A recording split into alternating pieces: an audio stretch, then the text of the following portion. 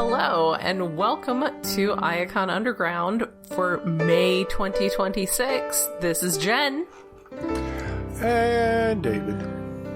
So, we had been thinking about putting off recording another episode for a few more days. We've kind of fallen into this mid-month schedule just because schedules are busy and people are tired a lot. Yeah. Gonna put it off a couple more days so we can wait for LIOKAISER to be here.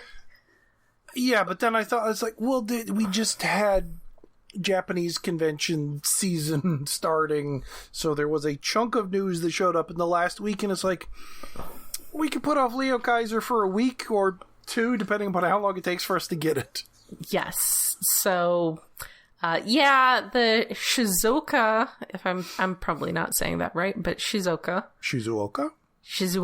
I think. Wait, where's hobby show was this past week. So what had been a pretty dry news month ended up having a little rain shower. So we do have some news to talk about, and we'll probably pop on with a LIOKAISER special in a week or two. That is the top of the news, all caps. LIOKAISER is shipping. Yay. Yay! I've seen like one person has got it online, but like that's like I've only seen like one example of somebody opening the box already. I mean, I assume that's probably somebody who lives in California. Presumably. I didn't see where it came from. I just saw a couple pictures of the diagram of how to open the box. Ooh, instructional videos. Yeah. I'm pulling up my shipping here. It departed from Carson, California, arrived at FedEx location on the 14th, and then left the building early in the morning on the 15th. Mine, because I am over here on the East Coast, unfortunately. Yeah. I mean, otherwise fortunately, but in this case, unfortunately. Scheduled for Wednesday. I don't know when. You aren't obsessively tracking everything? Not yet. Look, I've had a few other packages that have arrived earlier. One thing was supposed to arrive yesterday or today, and it was delayed. And I was like, well, whatever the fuck. I find where I'm located, at least, because I'm not too far out from one of the main hubs for the Postal Service. For me, Postal Service packages tend to drop a couple days earlier than estimated. But FedEx tends to be right about when they say they're going to be. Oh, wait. Which is good because I have taken the day off of work. A month or so ago, my millennial coworker, who is often subjected to me on the evening shifts, he took a day off so he could be home to sign for his new phone. So I said at that point that I might end up taking a day off for LIOKAISER. Also, it turned out when I brought it up sort of half-jokingly, he wanted to switch me for Friday so he could go see Mandalorian. So, it works out. He gets to go see Mandalorian on Friday night when he otherwise would have been at work, and I get to be home. I mean, this time, so this is worth noting, previous HasLabs have required you to actually sign for them. They have not allowed, at least since I don't know about... I had to sign for one of them. So this time they are letting you do the deferred signature, so you can sign online for it. That was actually a problem for me with Deathsaurus and the Hiss tank, because my FedEx shipper where I used to live was just like, cannot be bothered, set as undelivered, so I had to arrange to have it dropped off at a pickup location. But this one, they do let you go on there, so if you are interested in doing so, you can go to FedEx.com, you can put in your address, you can put in anybody's address. The lack of confirmation for the address was a little distressing from a security perspective. Are you still trying to figure out when yours is slated to show up? I don't even know if I've gotten a shipping notice. What? Uh-oh. Well, check your email. Let me double check Hasbro Pulse. I know in my case, Pulse was a little slow to update my account to show that it was shipped. Here, I'm going to log into Hasbro Pulse. No, I think the last time I've gotten is like confirm my address. It's like, well, it hasn't changed, so I don't have to. Let's see. Well, go ahead. I'm going to walk you through it. This will be excellent, excellent broadcasting. If you go to Hasbro Pulse and log into your account, which is where I went first, and go to your order history. Yes.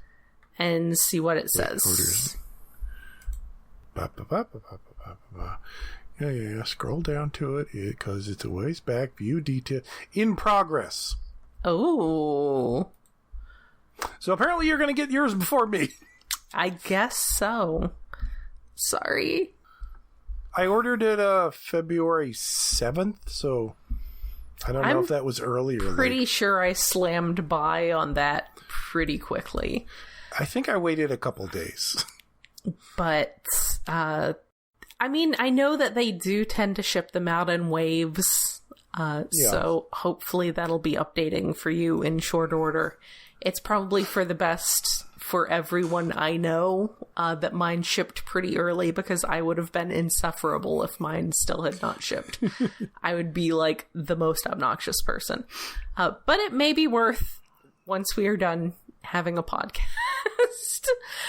you might want to, if you haven't set up an account on FedEx.com yet, you might want to do that and then see if it's got it listed, because it took about a day or two for it to update on my account. That's usually easy to check, but it's like I had not gotten a shipping notice yet, so... I didn't actually receive an emailed shipping notice until, like, a day or two later. Okay. Though also it's the weekend, but it is worth looking into. That's kind of a life hack, I suppose. If you want to be absolutely 100% aware the very second a shipping label is printed for it, sign up for an account on FedEx.com and check it that way. So other news, there are official stock pictures of the Cyber World Energon Surge toys. That is the wave that has the monkey truck. We have come full circle. The monkey has now become truck. Also, the sound wave that has tentacles. With the naughty tentacles. Yeah, he's a sub kind of thing. Yeah, because these are like, the Autobots are all like translucent blue. The Decepticons are translucent purple chunks. And yes, big tentacles. I assume that is a nod to Transformers Prime Soundwave having tentacles, but it could just be a coincidence because they're definitely sea tentacles. We have gotten the information about Studio Series 86 Cyclonus, Blitzwing, and Cliffjumper. I am kind of disappointed that Cliffjumper isn't one of the, like, dead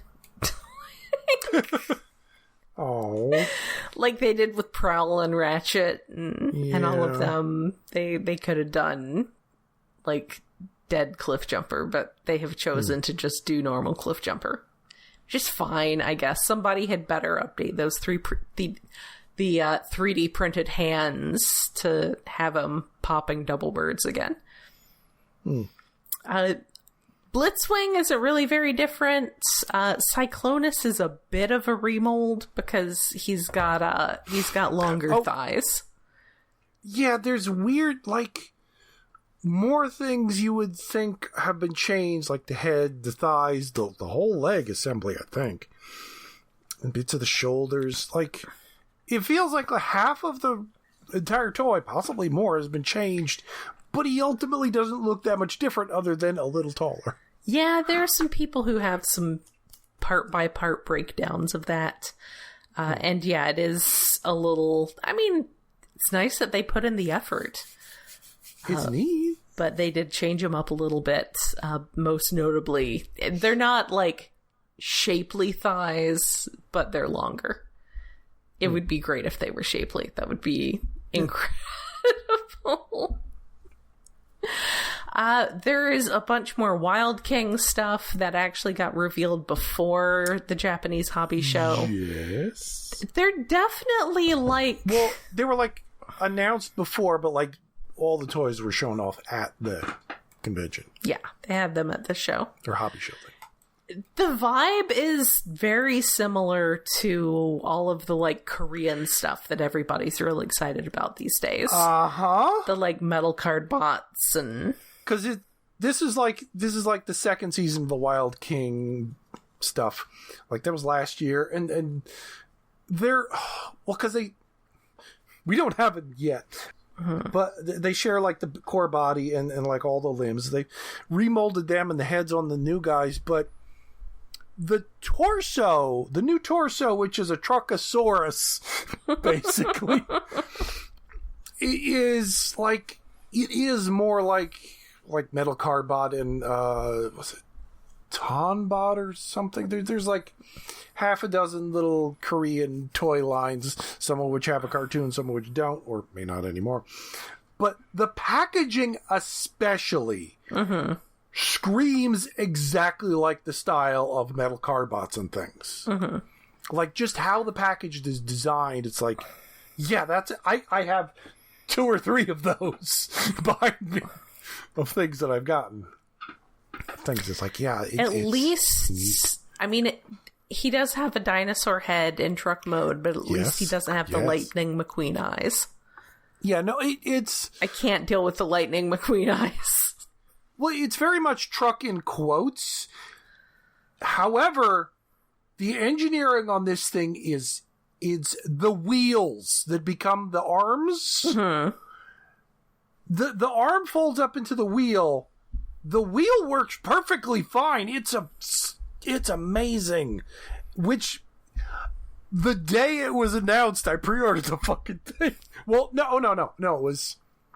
The day it was announced, like, I ordered some of the limb guys just to see how they were off of eBay. Mm-hmm.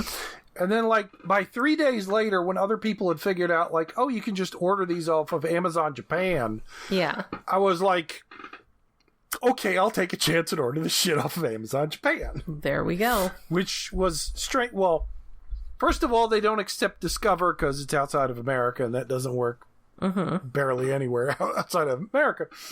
But thankfully, I have a bank card. That worked after I had to call my bank to straighten that out. Because it is, in a way, it makes sense, but it's also very fucking annoying that Amazon and Amazon Japan are 2 separate entities. Yes, as far as, like, do not talk payment together. Processing and all that goes. Yeah, so that part was annoying, but... Everything should be fine, so I pre-ordered the Truckosaurus with the little wolf that comes with him that is colored almost exactly like Thundertron, which is weird. I mean, it's a good color scheme. Yeah, it is. The white and the blue and the gold filigree in some spots that is very similar. So, whenever... I think, does it ship next month or in July? Like, it ships pretty goddamn quickly. So I'll find out when that gets here and have a review. It does feel like, just looking at the packaging, it does kind of feel like they're moving away from the Transformers branding a little bit. But it also does look like the combined one has a very Optimus Prime-y head, so... Optimus Prime-y, not quite Grimlock-y, although I can imagine this could be easily redecoed and change the head to make a Grimlock, because they're going to recolor this at some point, probably, considering all the engineering they put in. Oh, also, it's like Wild King W, which is very similar to how Metal Cardbot names each season. It's like Metal Cardbot S, Metal Cardbot Y, or whatever the heck. So this may be a total admission that Metal Card Bot is eating their lunch on the actual, like, toys made for children market. Yeah. Yeah. All right. Well, good for those Asian kids still actually wanting toys and not just wanting Fortnite skins for all their money.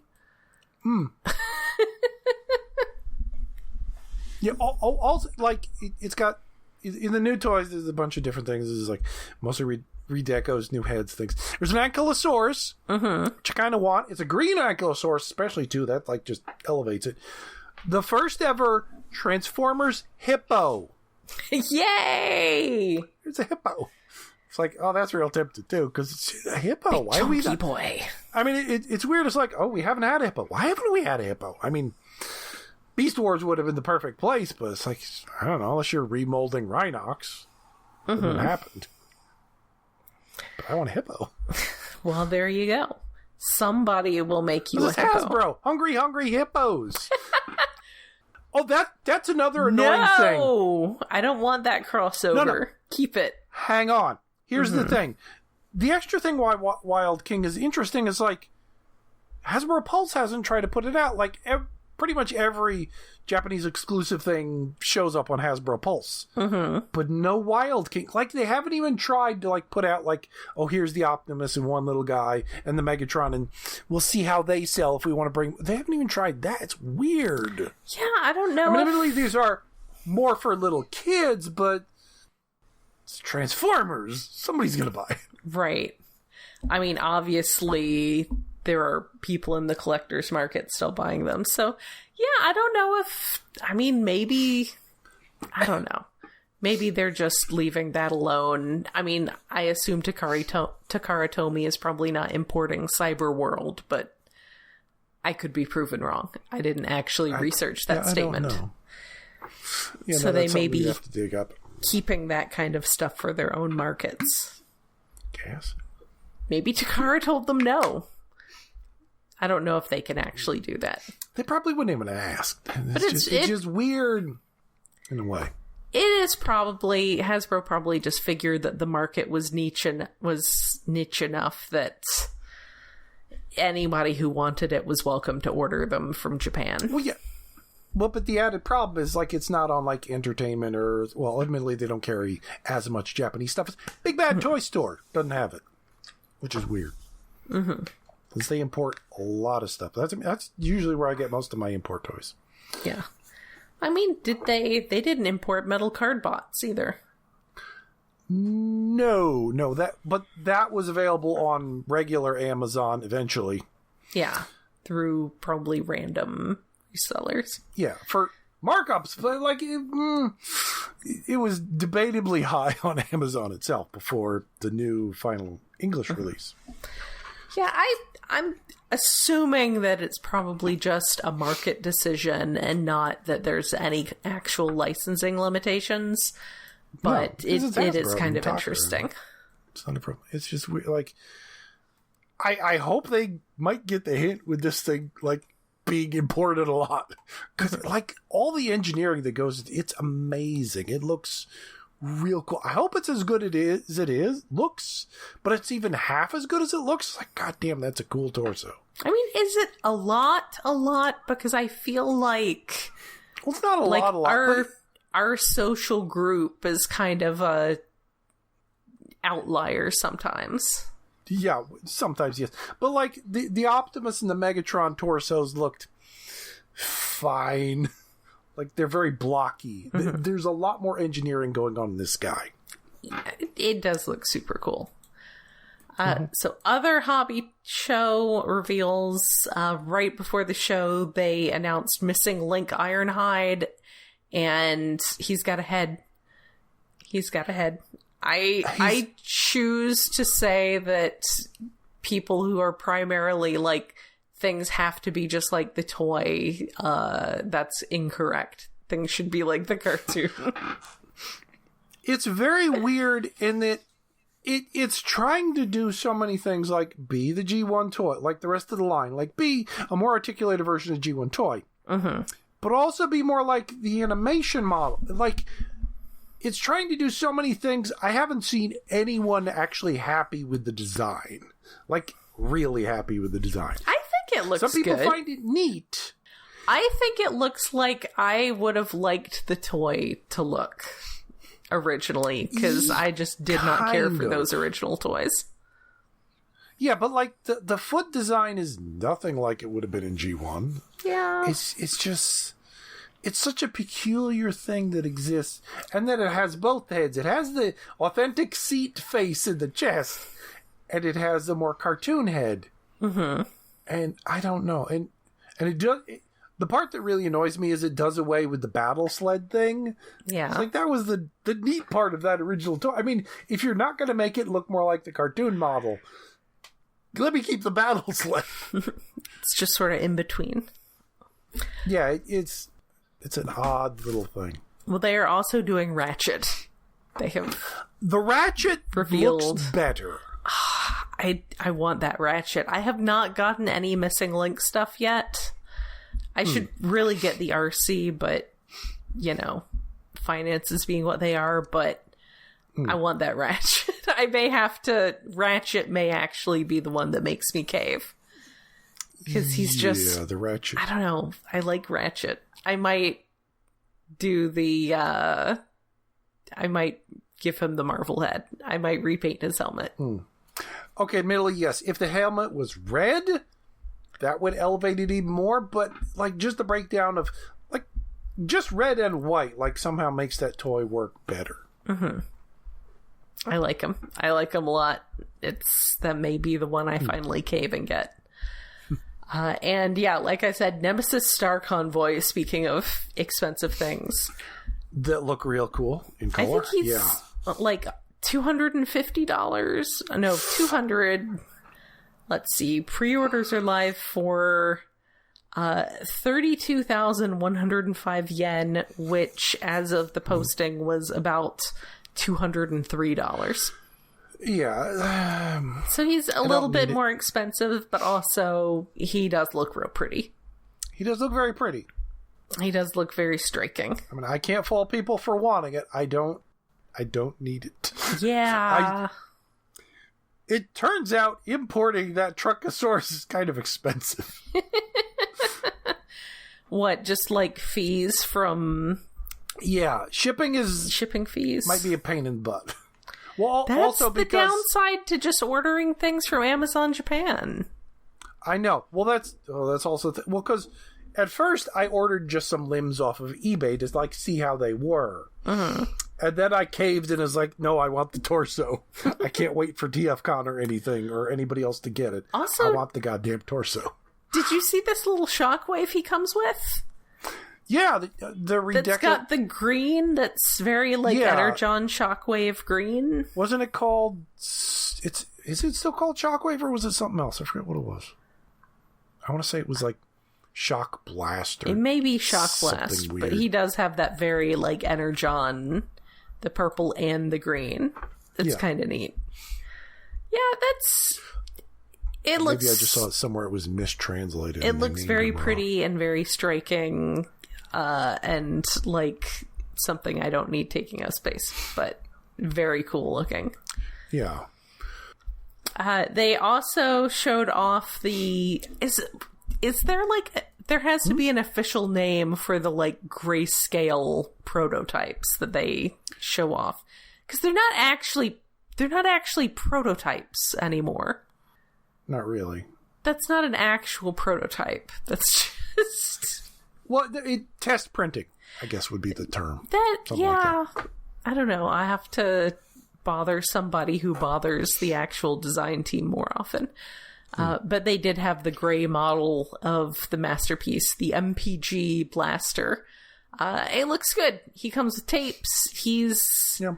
I mean, I lean towards the cartoon head a little bit, but the comic using the toy head definitely gives that a bonus too. They could just include both. It's a masterpiece.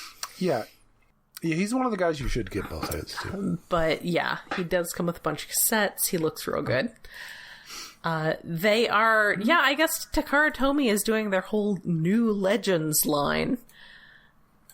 So that Beast Wars second Galvatron and Gigastorm, man. Oh my god. Like, okay, the Gigastorm kind of makes, like, that would have been an eventual thing to happen.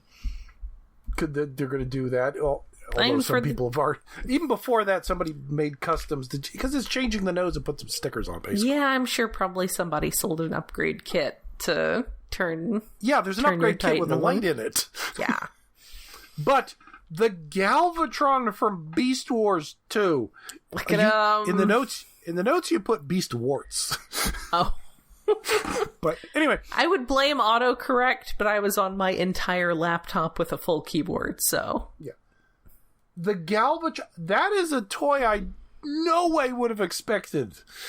And like, oh my god, that's one of my favorite, like, aesthetically looking Galvatron designs. Mm-hmm.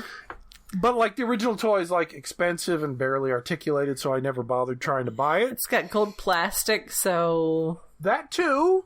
Yeah. But this, I don't care the price of this thing. I need it.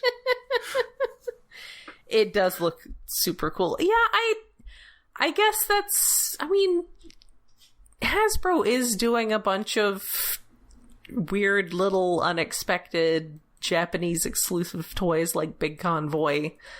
But I can see Takara Tomy wanting to have their own little mainline collectors thing where they have stuff like this too. So I guess that's New Legends, which is an oxymoron. So thank you, Takara Tomy.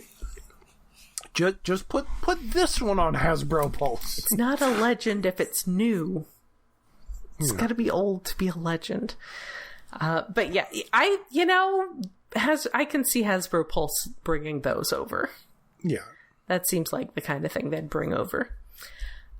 We got a look at the color version of that Overgear Optimus Prime, and it's real tan. It's actually kind of surprising. He's khaki. Because the first two were so grayscale. Yeah. And monochrome. I was expecting more of that for this guy, but like... I mean, he's still like, not like real colors. He's just beige. No. He's beige. Well, because... To me, it looks like he's wearing half of the corpse of movie Bone Crusher. Yeah. Yeah. As armor on his upper part. And like the orange, there's very little bits of orange on like his shoulders and things, or upper arms and things. Like, that's just a weird color choice, but it pops perfectly on him. I'm annoyed how much I like this, because after Galvatron, I don't need this. But he does look cool. And spend more money. The transformation, because like his chest is actually the window's upside down, and like the abs is part of the gun assembly. Like, there's some interesting shit going on there that I want to see a transformation video of him, because he's interesting. Like, I don't need him, but I'm curious. Yeah, I mean, I'm always glad to see them doing interesting new stuff. Yeah, especially with Optimus Prime. So, like, okay, admittedly, there was that Mars rover or whatever thingy that was kind of neat, but I didn't give a care because it was all white. Well, everything Japan does is Optimus Prime or Megatron. Yes, but this is like the first one that's been like, ooh, neat. So we got a reveal of a new Adamus Machina one, and it is the Flame Toys design Star Saber. Oh, yeah. And it looks pretty amazing. I'm gonna project $400. Oh, yeah, maybe more. That he's big and detailed. These things transform, right? Yes. Oh. He's probably got a saber. He's got like 5 of them. No, I mean he's probably got the smaller inner robot. Oh, yeah, I would imagine so.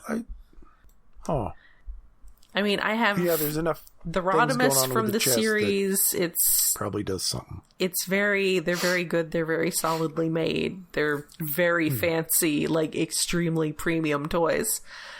He's I would guess, I'm looking at him, the angle they've got him posed at and the angle that the picture is from, you can kind of see that it does look like in his chest he's got there's things folding, the smaller and latching. robot folded up behind a panel. So I'm going to guess he does come with Saber. I'm going to guess... I mean, I guessed higher on the Predaking, but the Predaking also ended up being physically smaller. Yeah. I guess the question would be, would they feel like they needed to make him in scale with the Rodimus? Because this is an IDW design.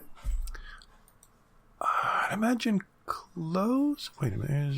If they need to make him in scale with the Rodimus, and he is taller than Rodimus, I'm going to say $400.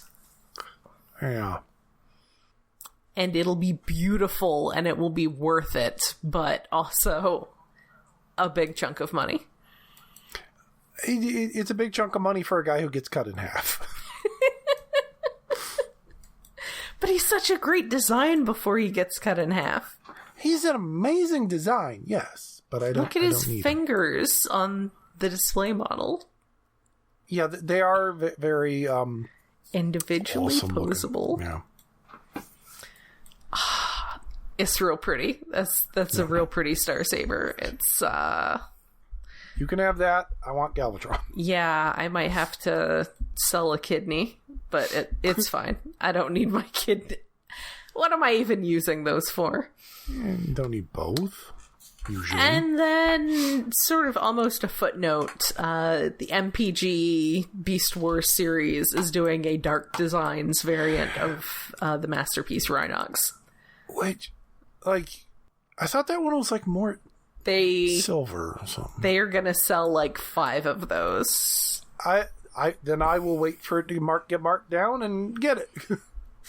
Yeah, if you can find anyone bothering to import it. Well, yeah. I mean, it's cool. It's neat that they're doing it, and I love that we're recognizing Beast Wars. But also, that just seems like an extremely... And I say this as someone who will buy any G2 Sideswipe you put in front of me. That seems like an extremely small market. So... I figured I'm sorting crossovers into their own little subsection now. Yeah, because we're getting a lot of them. Because there's a lot of them. They're not quite licensed, but they're a weird little thing. We do have more Hot Wheels. Sadly, no High Beam yet. No, not yet. I'm sad we're not getting a High Beam. I forget the name of the car that he's based on, but the G2... GoBots High Beam was based on pretty obviously based on a Hot Wheels car, which, I mean, they clearly stole the design. And considering the timing on when he came out, like, I looked into that, there's possibly some kind of, like... corporate espionage? Behind the scene. Yeah, there's possibly some kind of corporate espionage going on there, because they came out real close together. Sadly, still no High Beam, but yeah, these are continuing to look really good. They've just got that very, I don't know, it's kind of a retro design. Yeah, they're like very G1-ish. So it's the El Segundo and the GT Scorcher. Yeah, the names, because there's the names of the cars. Scorcher! That's fine, that's yes. Good. That feels more like a Decepticon-y name, but whatever. But El Segundo Coupe. It's not Coupe. El Segundo is a place in California. Yeah, it's something, but... It's like insisting on making Los Angeles sound really Spanish. I kind of just like saying the Coupe. It's like his name is so complicated already. Coupe. Like, he can hang out with Rapido. Yeah, that's the thing. Like, this guy needs some kind of accent. That's what I was thinking about. Like, he did not land in America originally. But it's it's California. It's a place in California. Yes, whatever. I think there's a car show out there or something. That's why it's named that. Anyway, it is amusing. Also, his number is 68. Yes. So it's right in someone made a meme that was like, born too late to 69, born too soon to 67. Well, yes, they just stuck him in an existing meme, but I can imagine, like, there's going to be stickers to turn him into either alternate version. But and I do like that neither of these just... I mean, they are kind of like standard transformations, but they're not too standard transformations. Yeah, they're interesting. They what were the mail away guys? The Omnibots from G1? Yes. Yeah, they're kind of like that. In that they're G1-ish, but with a tweak. Yeah. So they look good. I mean, I assume that this is not the regular Transformers design team working on any of the crossover stuff. I could be wrong. Because this does kind of feel like another team at Hasbro taking a stab at Transformers, but not in a bad way. No. Not the way that, like, the old Star Wars Transformers did, which Well, they were working with awkward and terrible. Weird alt modes. These are just basic cars. But, yeah, so far they're hitting them out of the park. Yeah. And maybe these will end up on clearance like the last ones and get them cheap. Yeah. Oh, and there's also, what is it, Target exclusive redeco of Twin Mill? Twin Mill. Yes, Twin Mill is getting a red redeco as an exclusive. And then on the Japanese side, the we cannot make new characters side of the crossover spectrum, now Asuka is the one who is getting in the Optimus Prime. Yeah. Because Ava Unit 2. They have revealed that they are continuing with the Transformers Evangelion crossover stuff by doing a Ava Unit 2 version. Cool. Sure.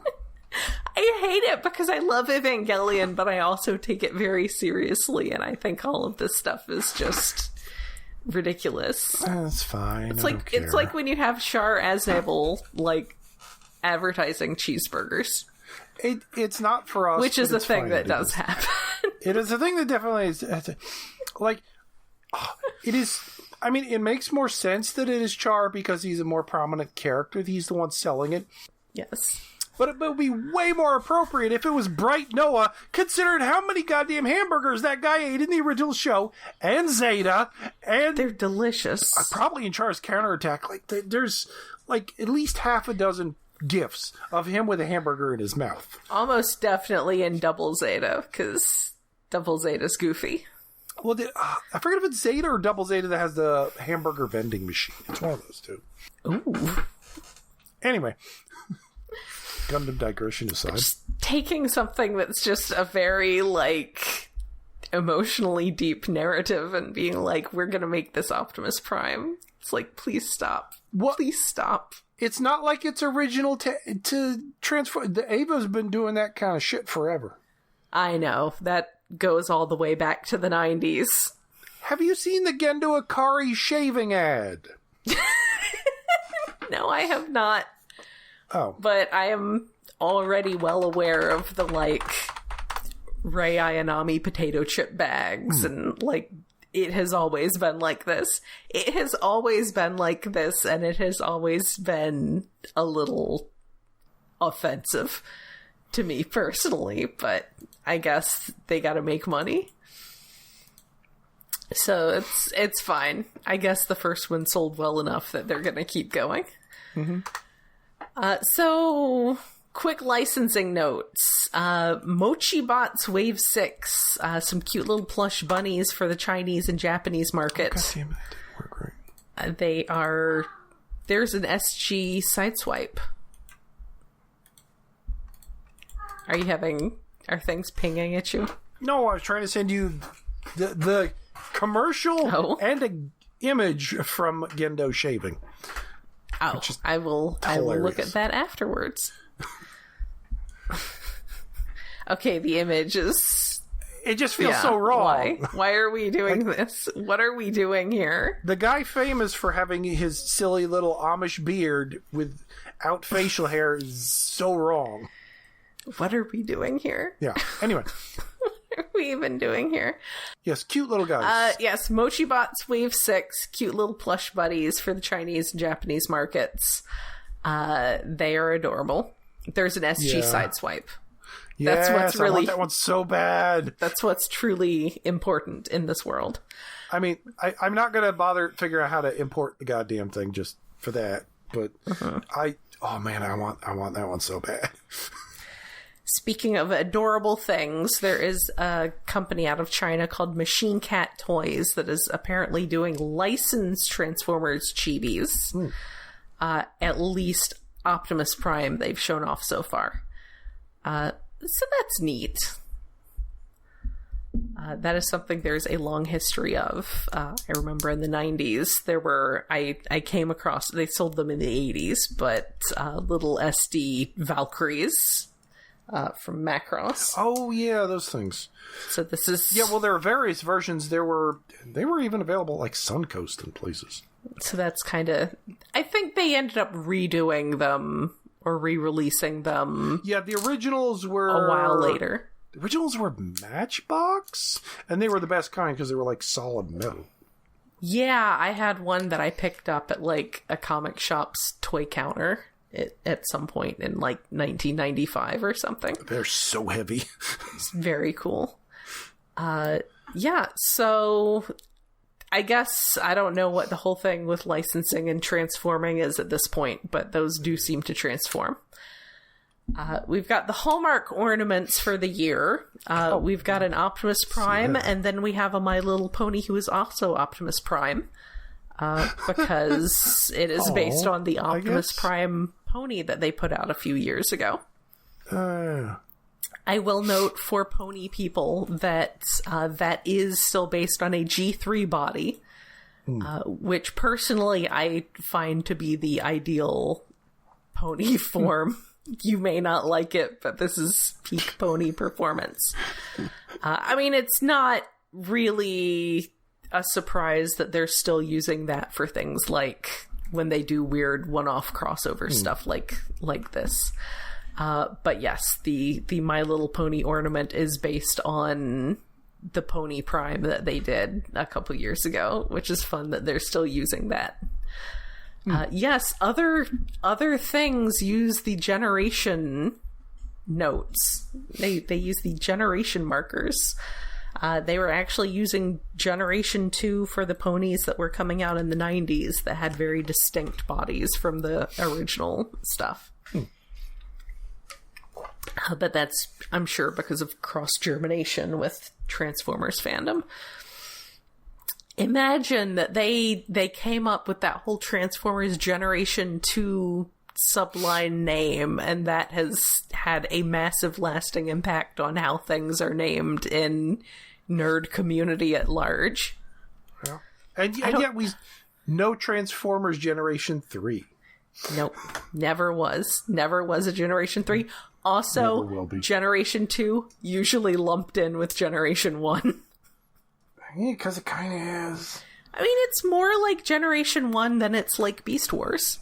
It's Generation 1 recolors. It's just that what came out after it was such a departure, like such a complete departure, that it just... Generation 2 got lumped in with Generation 1 because it's more similar to that than it was to Beast Wars. Anyway, pinball. There's a pinball machine. Pinball. Who would like a pinball machine? Who's got a huge pile of money and also space in their house? It does look really good. How big of a pile of money do you need? It looks neat. Let's see. How much does a pinball machine cost? Full reveal and sales will start on May 20th. But, I mean, I assume like a couple $1,000s. Okay, that's too much. It's like a legit pinball machine. It's like this is a thing you would put in an arcade. But it does have some... Pinball machines are somewhere between 1,500 and 12,000. Yeah. Well, it's probably not the 12,000 end, but I doubt it's down to 15. I'm gonna 4,000. I'm gonna say 4,000. Yeah, that's more than I mean, it'd be neat. That's gonna be the new quirk of the new, like, thing, like a catchphrase, except it's just me guessing the prices of things.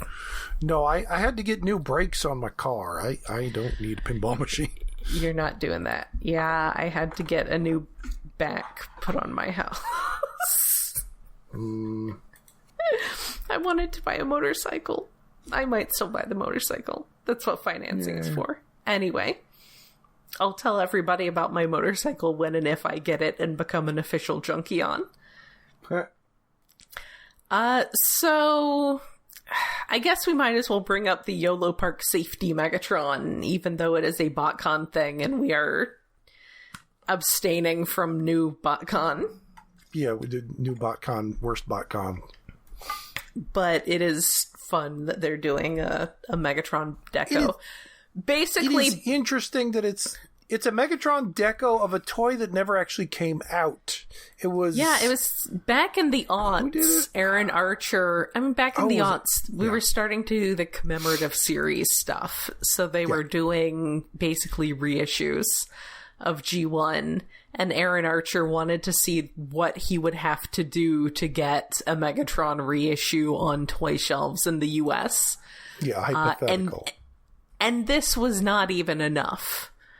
It was not enough for American toy safety standards, but it was neon orange with some blue. And I think it might have had to be the entire solid neon orange to get past the toy safety standards. And Aaron was just like, yeah, that's not worth doing. People can import it. Yeah. So, yes, that is a thing that's coming out from YOLO Park. And then last, unrelated to any of the other stuff, I just didn't want to be like, yay, LIOKAISER is shipping. Also, Gary Conway passed away. Yeah, that's why most podcasts do that at first. Yeah, usually. But I wanted to... But LIOKAISER. LIOKAISER is the most important thing. I know, but that is the problem. Usually it's like someone famous in the fandom has passed away, and here, cut to other news. It's like, no, other podcasts, please balance. No. So, yeah. And this was from late April. I especially wanted to mention that, though. He did an incredible amount of comics work.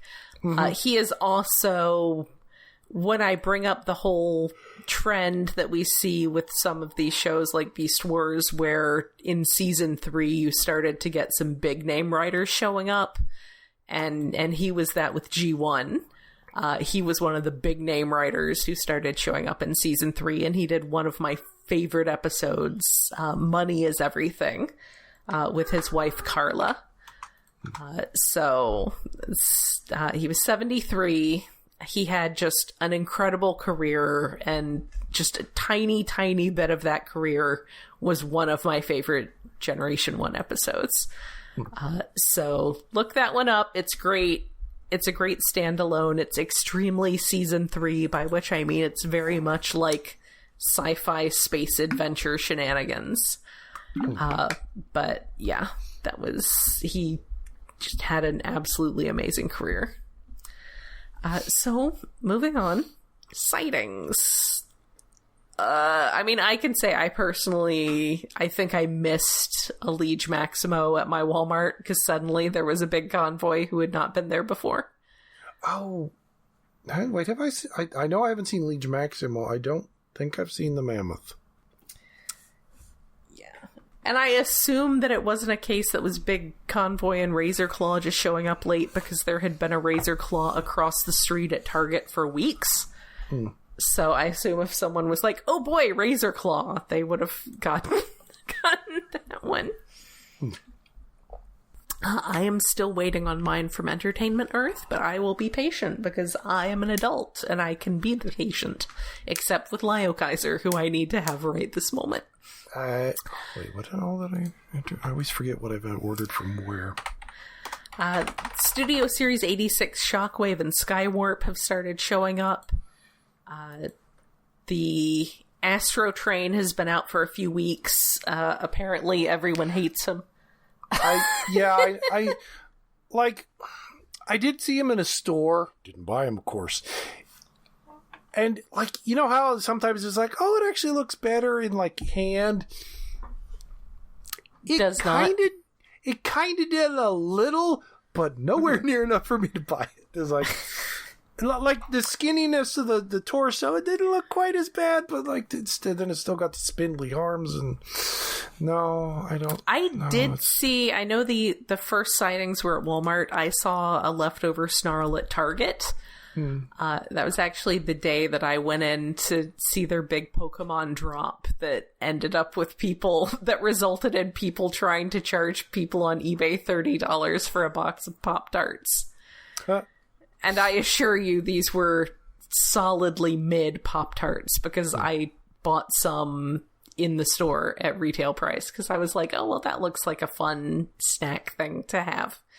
And I did not pay $30 for them. Okay, I did sort of remember, right? I do have Liege Maximo and Skywarp pre-ordered. So I don't need to buy them in a store. I have Liege Maximo and Power Glide. I have seen that Power Glide on shelves now, but I think that had shown up the last time we recorded. So there's that. Blocky's Wheels Wave 3, Blocky's Galaxy version Wave 10, which is the 6-shot and Scorponok set, and Blocky's Defender version 7, which is the set that's got the Japanese Beast Wars leaders. Right. Those are hitting the places that carry those. Maybe your comic shop, maybe your Hobby Town, maybe your FYE. Maybe your Walmart. Maybe FYE if you want to pay like $20 for a single Blocky because they're insane. Yeah. Oh, is the FYE still even in the mall? I'm not sure. I didn't actually walk down to that end of my mall the last time I was there, but I assume they're still there, charging like $20 for a Blocky. Oof. I have not actually found the Sneak Energy X Transformers energy drinks, but I should probably keep an eye out for them because energy drinks? I don't want to say that I like energy drinks, but I consume energy drinks. My limited experience, I do not. I haven't been to a sufficiently sketchy convenience store mango, to find that. Mango! I do like mango. Well, there you go. I don't know if I'd even see them or think about it. So I fully acknowledge that they are horrible chemical slop that I am polluting my body with. But on the other hand, I like caffeine. I require caffeine often. And then you said some of the metal card bots. Yeah, you just said metal card bots are out. Well, the ones you could order, the English wave, the first wave, are out and have shipped from Big Bad Toy Store. It's like, yay. Okay. The ones that were... yeah, the originals. that were imported. Yes. Steel Hook, the pirate ship, the Osprey thing, which is a ninja, and the other things. I only got the Osprey because I already had the pirate ship. Oh, I didn't know. I wish he had... Waist tilt would be neat. It doesn't need ankle tilts. Oh, ankle tilts would be so much like... The Osprey is cool, but like a little bit more articulation and it would be awesome. It very much feels like, well, like the pirate ship one did. It's like a forgotten, like Energon era toy, kind of. Like it just kind of gimmicky without like firing missiles or something. But it's missing some articulation to make it killer. Yeah, I didn't realize. I knew that Agabus was importing those, but I didn't realize they were distributing them through the normal toy store channels. So that's cool. That is it for sightings. So let's talk about discussion things. Sure. We're going to comics. What? Comics exist. I've caught up. So I got the Free Comic Book Day Energon Universe special. Yeah, that one was neat. I don't know much about Mask, but I know that one guy definitely runs a single-user Fediverse server. Oh, yes. There was Megabyte? Megabyte, yeah. That's definitely a guy who I've run into on Mastodon. Yeah. That's like 90% of Mastodon is aging hackers, and the rest of it is trans furries. There's also overlap. Yeah. Some of the aging hackers are also trans furries. A non-insignificant number. Yes. There is a Venn diagram, and it does overlap. I mean, the Mask, they are really trying to make Mask happen. Yes. I'm not sure how well it's going to... I mean, I guess I'll talk to my comic shop guy the next time I'm in there and see if it seems to be working. I know he's got a poster for it on the door. Well, I think they give those away. Well, yes, but you don't have to put it on the door. Well, that is fair. You don't put it on the door unless you think people are going to be interested. It's because it's Venom building the team, Miles Mayhem getting together some special individuals with particular set of skills.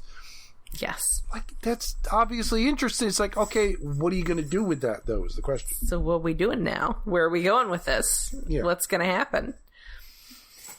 And there were like 3 pages of Transformers in that, and it was mostly just some lady in wherever she was. I feel like the Andes, but I don't know why I even want to say that. It's some kind of jungle with mountains? Question mark. You know. She's in a place. She's hanging out in Iron-Eye's rusted corpse. Which just makes me wonder, like, how small is this woman or how giant is Iron-Eyed? Because that's a weird scale. Yeah, he's a little big for a cherry vanette. She's in his chest, which is the front window, but that window here is like 6 feet tall. Yeah, the scale's a little iffy. He's a cherry vanette. They're not that absurdly large. They're not a bus. I am definitely interested in seeing what G.I. Joe is planning with Crystal Ball. Yes, yeah, I saw when I got to the end of this, because like I didn't go on Free Comic Book Day, but this was sitting on the shelf like when I did pick up my comics on Thursday or whatever. I was like, oh yeah, they have Free Comic Book Day thing. It's like, I'll grab that. And turning to the end, it's like, yeah, Crystal Ball, I'm buying the next issue.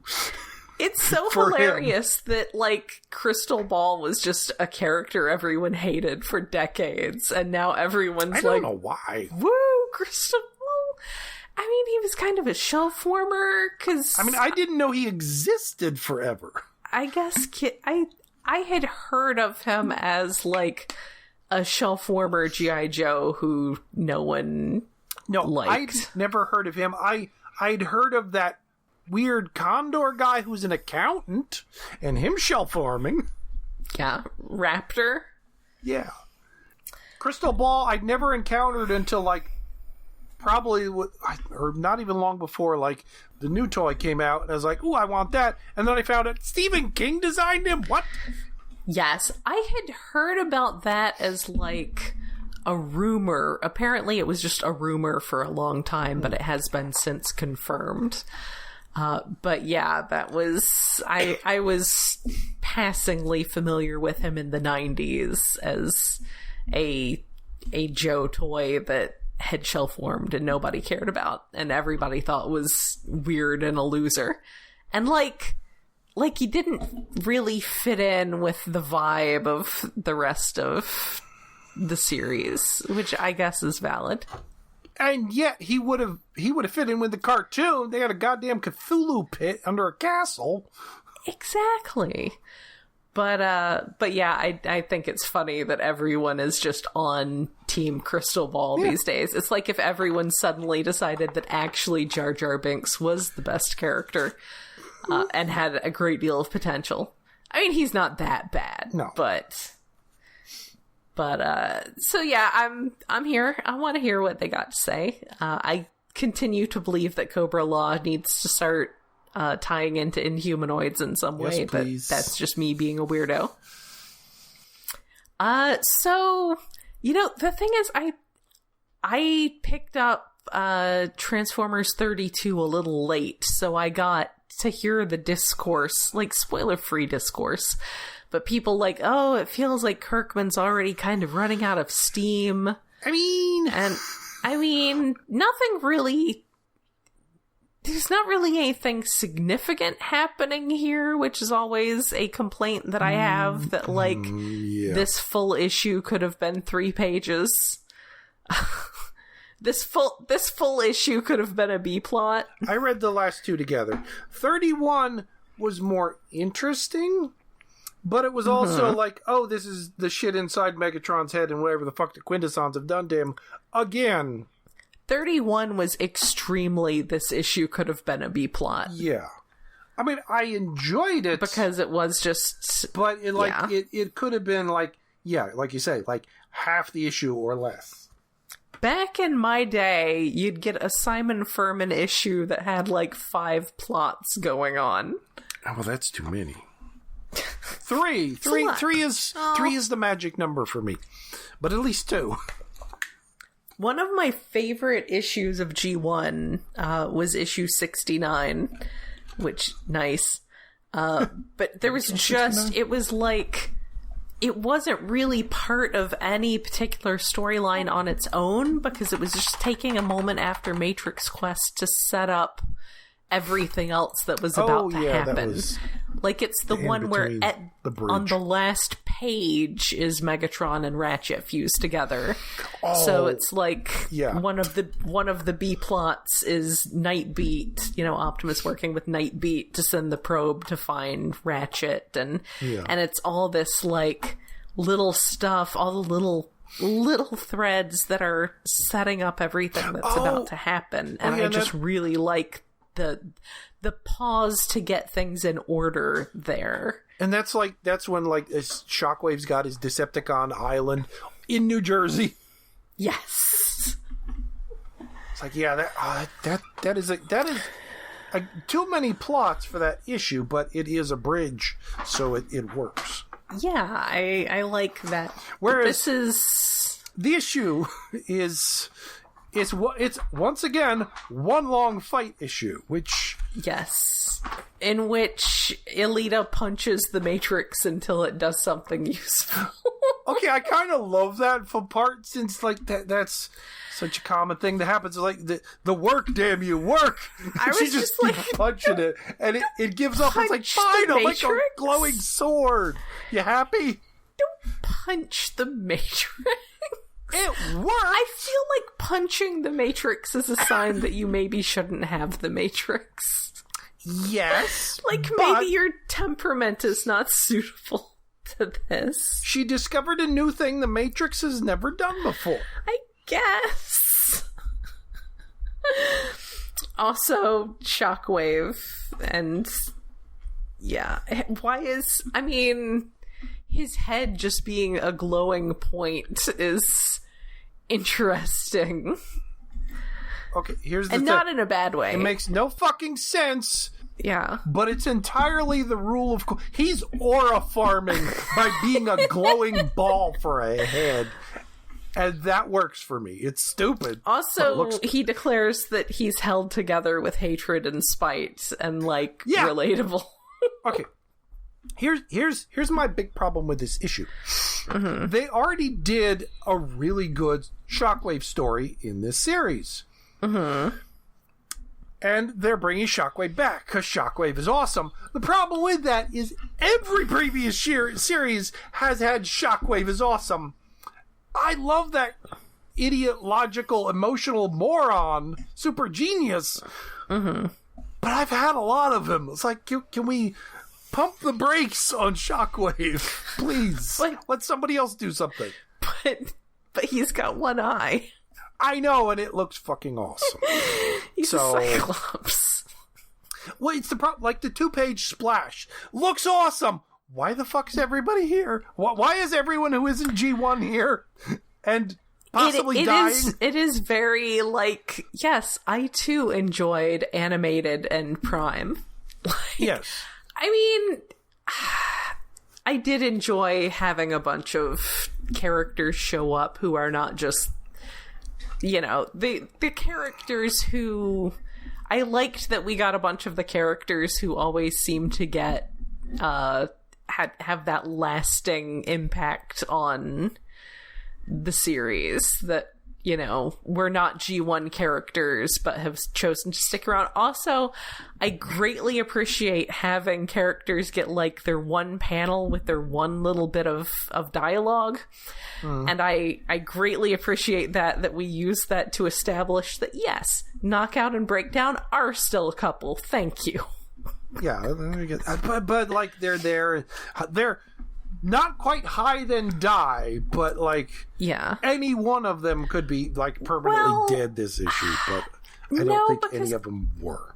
I feel like, I mean, in Kirkman's first episode when Megatron like murders Trailbreaker, and it's kind of a retcon because it establishes that like they can be, it takes a lot more to make them dead. Yes. And so I kind of like that means that you can have these gigantic fights, and that doesn't mean you're taking those characters off the board permanently. It may be that their side does not have the resources to bring them back right away, but they're not completely off the board. They're not completely unavailable after that. Because really, that's what character death is. It's this character is no longer available for your story. Yeah, well, and they were carrying around Bumblebee's body, which that was like, I love the way his body blows up, so he's double dead. But like, the pose he's in is that the same pose that like Optimus game overs on the cover when he blows himself up? Maybe close. Yeah. Okay. Other thing, when you mentioned Trailbreaker, issue 31. When like, there's all the previous Decepticon leaders that are in the Matrix of Oblivion. Why the fuck is Trailbreaker in there? Like, hiding behind... he got, like, murdered. I guess, okay, so since Oh, right, because he drank him! I forgot about that part! Yeah! So Megatron drank Trailbreaker, and now Trailbreaker's soul is hiding in there behind Straxus. He's his roommate now. What the... okay. So look, if we come back to that somehow, that could be insanely happy. Like, Trailbreaker's inside Megatron's head. So I am currently... I got an e-reader. I got a Kobo. For the true nerds, I got a Kobo Clara Color. And so I am using that as an opportunity to reread Michael Moorcock's Elric stories. And one of the things that I really love about them is how committed it is to the idea that a soul is a thing that you have that is at risk of being subjected to some sort of horrible eternal torment. Like, that is a genuine thing that characters are aware of and in danger of and is a real thing.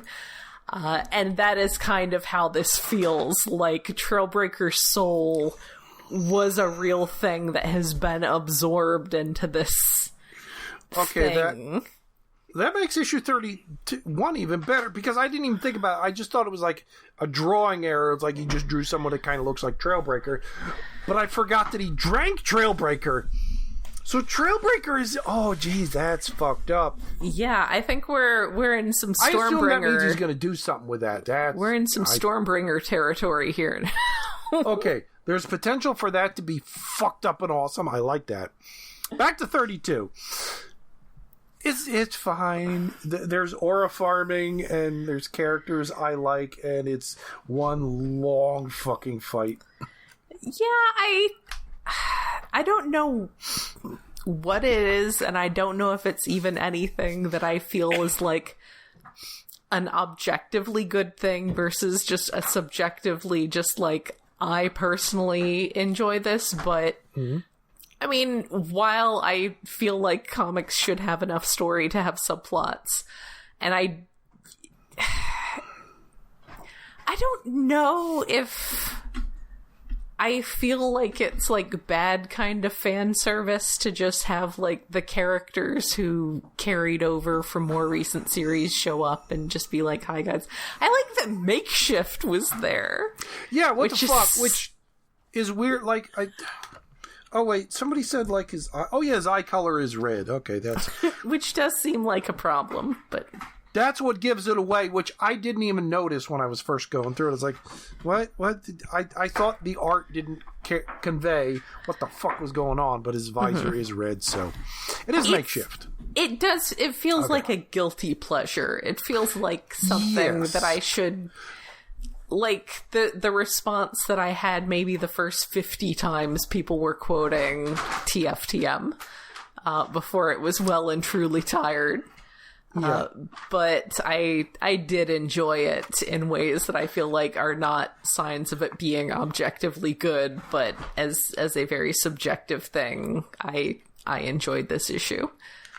Oh wait, didn't Shockwave have another really stupid line in here that was really good? I just really liked the one about being held together with hatred and spite. Wait a second, one of our friends in one of the Discords quoted a line that was, "Oh my glorious toils undone." Yes, that's the one I was thinking about. Yeah, that's a very Shockwave line because it's like evil Spock dialogue. Yes. So yeah, I a lot of people were saying that it felt like Kirkman is petering out, and I'm not going to say that that's not in evidence here, but... However, the Trailbreaker thing... Yeah. He's setting up shit. It's just... I don't know. It takes its time getting there, because that's just how storytelling is now. Yeah, and also, like, there's... The fights are fun. I loved it in, like, the first year, all the wrestling shit. But it feels like it's too often... We get an entire issue that's fucking fighting. Mm-hmm. It's like, give me half an issue and story. I think Lugnut should have been Clobber. Yeah, that's kind of the problem. The only thing that would have improved on it. That would have been good, because like the only lady there is Black Arachnia, and she's always like, why is she there? What's going on? She's the only animal and the only lady. It's a very clearly animated Black Arachnia. But yeah, it is more animated, where she's like evil. Does Ratbat do anything other than show up? He doesn't need to do anything other than show up. He's just there to do the accounting. I know, that's my problem. I prefer Ratbat when he's the leader. Inexplicably, Tiny Bat, who's obsessed with, like, oil futures, is the leader. That's why he's the leader. I know! He's an evil economist. Yes. But yeah, it's... I don't know what it was about this issue, but I shouldn't have liked it as much as I did. And yet you did. Oh, also, like, we've had 2 different artists the last 2 issues, and they're both good. And I guess by the time, we'll have our LIOKAISER special, whenever you actually get LIOKAISER, which now I'm concerned about. I'm like, oh no, is it okay? And it should be fine. I haven't moved. That's not a problem. But the first issue of Mask should be out by the time we record again. Yeah. The issue of Mask, and that issue of G.I. Joe's coming out next week, I think. The Crystal Ball! I think that's what it is. Crystal I think it's something was coming out the 20th. Was it that issue? It's so ridiculous that everybody loves Crystal Ball now, but yeah. I also am among those people. May 20th, Crystal Ball issue. Yeah. I'm a long-time Stephen King aficionado, by which I mean I read it at a unnecessarily young age. Mask issue 1 doesn't come out till June 10th. So that might be just before we record our next non-LIOKAISER episode. Yeah, the next non-LIOKAISER, yes. So we will be back to talk about that and whatever else has happened. In a shorter episode, presumably. Yes. We'll see. We'll see. We ramble. We go on. Yeah. We did quite a bit. This has been quite the episode now that I look over at GarageBand and see how long admittedly, like, recording. There was 10 minutes before we actually started the episode when we were recording, but it's still over an hour. It's been so long that the kittens were running around and then they took a nap and now they are trying to dismantle my house shoes. Yeah, same with my 1-year-old and 2-year-old cats. They're stop bouncing around. And my throat is dry. I need ice cream now or something. The picture probably didn't come out great, but they are babies. Anyway, so yeah, that is it for this month. We will probably be back in a week or so with a LIOKAISER special just to gush about LIOKAISER or, I don't know, maybe there'll be some sort of horrible QC issues that we're lamenting. Yeah. Well, it'll be a week or two depending upon when I get a notice. Like, if I get a notice soon, maybe it'll be 2 weeks. If I don't get a notice, it'll just be Jen reviewing a toy. Yeah, I'll walk you through checking on the FedEx site.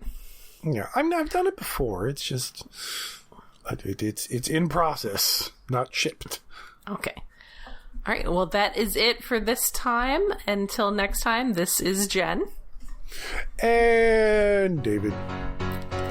Good night.